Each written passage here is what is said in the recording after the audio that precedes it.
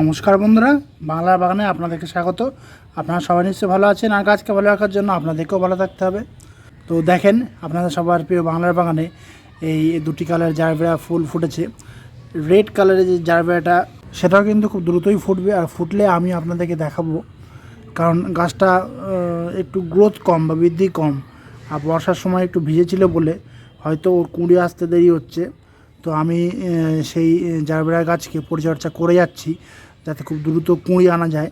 আপনাদের বাগানেও নিশ্চয়ই এরকম জারবেরা গাছ রয়েছে, আপনারাও এরকম ফুল দেওয়াতে পারছেন।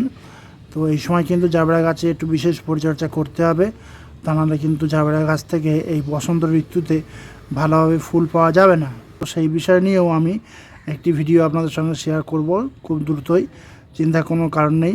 টাইটেল আর থাম্বনেল দেখে আপনারা নিশ্চয়ই বুঝতে পেরেছেন যে আমি আজ আপনাদের সঙ্গে কী গাছ পরিচর্যা নিয়ে আলোচনা করতে চলেছি। তো তাহলে চলুন সে আলোচনা বিষয়ের দিকে তাহলে এবার যাওয়া যাক।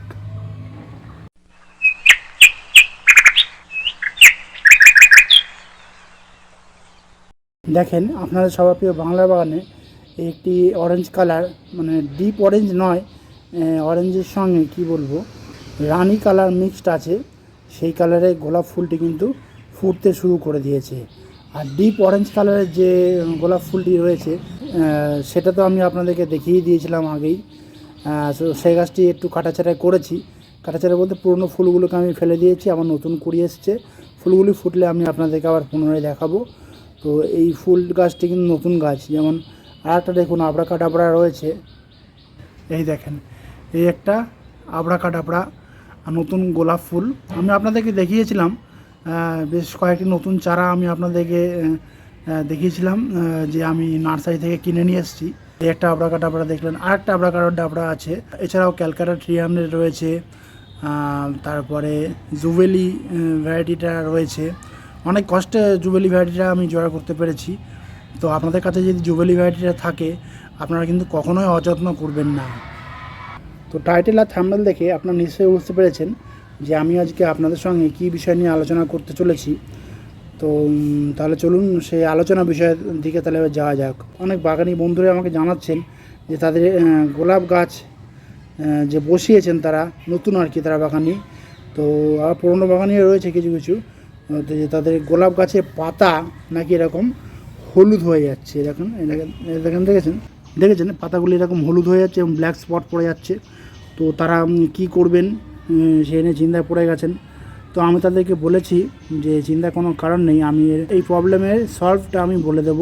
কিন্তু আমার দু একটি গাছে এই প্রবলেমটা দেখা দিয়েছে, কিন্তু বাকি যে গাছগুলি রয়েছে সেই গাছগুলিতে কিন্তু নতুন পাতা এসছে। আপনারা দেখাচ্ছি আপনাদেরকে, এই দেখেন, এই একটা ক্যালকাটা 300, এটা কিন্তু ফ্ল্যাশ রয়েছে হোয়াইট কালারের। তো এই যে গোলাপ গাছে যে হলুদ পাতা এসছে, এই পেছনে কিন্তু অনেক কারণ রয়েছে। আমি এক একটি করে কারণ আপনাদেরকে বলে যাব, আর মনোযোগ সহকারে কিন্তু আপনারা কারণগুলি শুনবেন। এই নতুন গাছ তো আমরা নার্সারি থেকে নিয়ে নিয়ে এসে কিছুদিন আমরা রেখে দিয়েছি। এর ফলে হয়েছে কি, গাছগুলি এক ওয়েদারে ছিল এবং এসছে অন্য ওয়েদারে। যদিও আমরা এই গাছগুলিকে কিছুদিন রেখে তারপরে নতুনভাবে রিপোর্টিং করেছি, তবুও কিন্তু এই ওয়েদার চেঞ্জের জন্য কিন্তু এই গাছের পাতা হলুদ হয়ে যেতে পারে। দ্বিতীয় কারণটি হলো, এই যে পাতাগুলি আপনারা দেখছেন, এই পাতাগুলি কিন্তু একদম প্রথম দিককার পাতা, মানে একদম গাছের সঙ্গে, মানে গাছ যখন আর কি হয়েছিল তখন সেই প্রথম দিককার পাতা, যার জন্য কিন্তু এরকম মানে হলুদ হয়ে যেতে পারে এবং এরকম ব্ল্যাক স্পটও কিন্তু পড়ে যেতে পারে।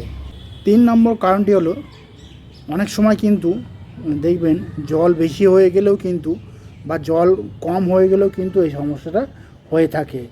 কারণ জল বেশি বা কম হয়ে যাওয়ার উপরেও কিন্তু এই বিষয়টা ডিপেন্ড করে।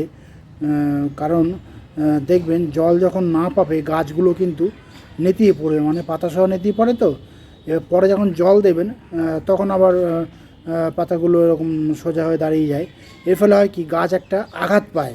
এই আঘাত পাওয়ার জন্য কিন্তু এরকম হতে পারে। তো সেই জন্য জলসেচ ব্যবস্থাটা আপনারা ভালোভাবে করবেন, মাটিতে একটা ময়েস্ট ভাব আপনারা বজায় রাখবেন। যেমন দেখেন, এই গাছের একটা পাতাও কিন্তু আমার হলুদ নেই, ঠিক আছে, পুরো সবুজ রয়েছে। তো সেই জন্যই বলছি আপনাদেরকে যে জলসেচ ব্যবস্থাটা কিন্তু ভালোভাবে করবেন, তাহলে দেখবেন গাছের পাতা সবুজ বর্ণের হয়ে থাকবে। চতুর্থ কারণটি হলো, এখন যেহেতু ওয়েদার চেঞ্জ হচ্ছে, সেই জন্য কিন্তু এই গাছের পাতা এরকম হলুদ হয়ে যেতে পারে। কারণ ওয়েদারের ডিফারেন্সের উপরে গাছের কিন্তু অনেক কিছু নির্ভর করে। গাছের গ্রোথ বা বৃদ্ধি নির্ভর করে, পাতা হলুদ হয়ে যাওয়া নির্ভর করে, ফুল ধরার উপর নির্ভর করে, ফুলের রং কেমন আসবে সেটা ওয়েদারের উপর নির্ভর করে। তো এই ওয়েদারের চেঞ্জের জন্য কিন্তু এই সমস্যাটা হতে পারে। টিপস নাম্বার 5, অনেক সময় এই গাছে হয় কি, আমরা যে খাবারটা দিই, বিশেষ করে রাসায়নিক খাবারটা, তখন রাসায়নিক খাবারের মাত্রা বা পরিমাণটা অতিরিক্ত হয়ে গেলেও কিন্তু এই গোলাপ গাছের পাতা কিন্তু এরকম হলুদ হয়ে যেতে পারে। সেজন্য খাবারের পরিমাণটা সবসময় মেপে জুপে এই গাছে দিতে হবে। পরিমাণটা কম হোক কোনো অসুবিধা নেই, দরকার হলে জৈব খাবার বা রাসায়নিক খাবার যেটাই দিন না কেন মেপে জুপে দেবেন, তাহলে দেখবেন পাতা সবুজ থাকবে, এরকম হলুদ হবে না খুব সহজে। টিপস নাম্বার 6, এই যে দেখেন হলুদ পাতা হয়েছে, পাতাগুলির উপর কালো স্পট পড়েছে। এটা কেন হয়েছে? কারণ এই গাছের পাতার উপরে যে কোনো প্রকার বিষাক্ত জল বা বিষাক্ত কোনো ওষুধ কিন্তু এই গাছের পাতাগুলির উপরে পড়েছিল বলেই কিন্তু ওই ব্ল্যাক স্পটটা হয়েছে। কিন্তু হলুদ দেখেন পুরো পাতা হয়ে যাচ্ছিলো। তো সেই জন্য আপনারা করবেন কি, যখন কোনো খাবার গাছে স্প্রে করবেন তখন কিন্তু সেই খাবারের পরিমাণটা মেপে চুপে আপনারা দেবেন।